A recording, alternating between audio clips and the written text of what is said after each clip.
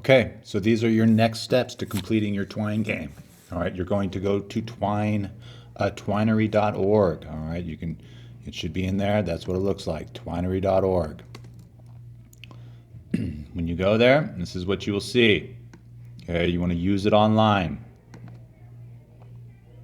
Okay, this is my Twine. I have 12 stories. You might not have anything here. All right, so to start your Twine story, your Twine adventure game, you hit Add Story.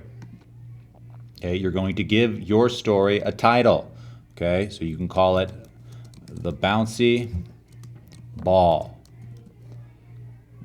All right, and you're going to hit Add, and it's going to take you to your Twine workspace. Okay, you're going to see this right here. This is in an untitled passage. Okay, I'm going to move this up here to the corner because, all right, I want to add 4 more passages. So I'm going to go down here to the corner where it has plus passage. It's in green. I'm going to click it 4 times. 1, 2, 3, 4. All right, now I'm going to line them up so they're nicely organized so I can keep track of where they're at. All right, and now I want to give each one of these untitled passages, I want to give it a name. Okay, so I go to my first passage, I click on the edit pencil.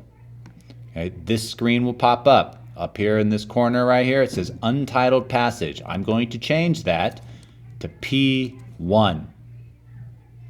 All right, and then I'm going to click out of this, and you will see that now my untitled passage is called P1.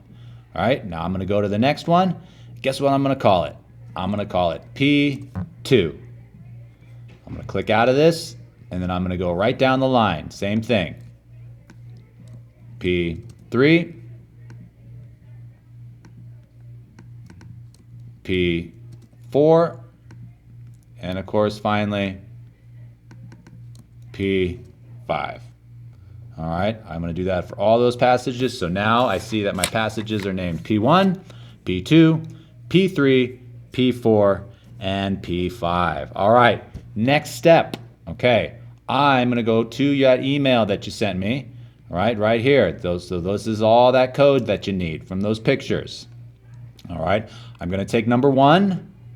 I'm going to highlight it, and I'm going to copy it, just like that.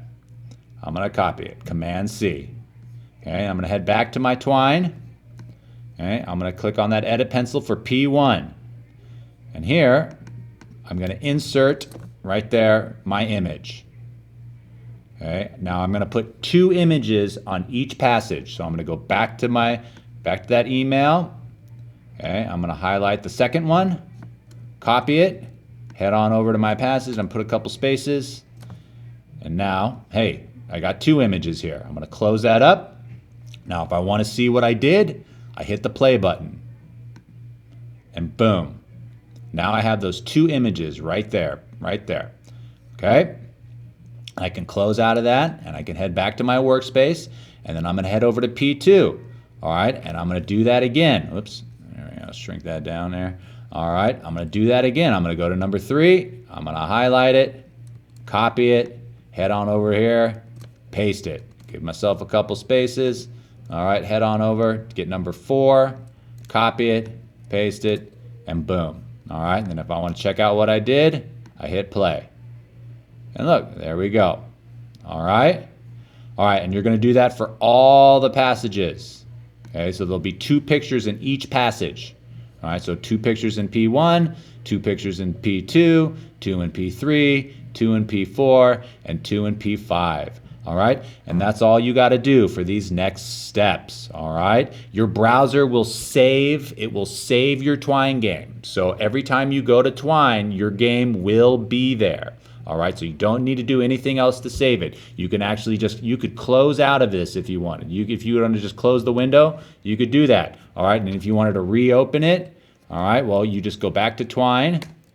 All right, and then you hit use it online, and your game will be there. So if I look down here, all right, where it is, the bouncy ball, and here's my work, and here's what I did. There it is, right there.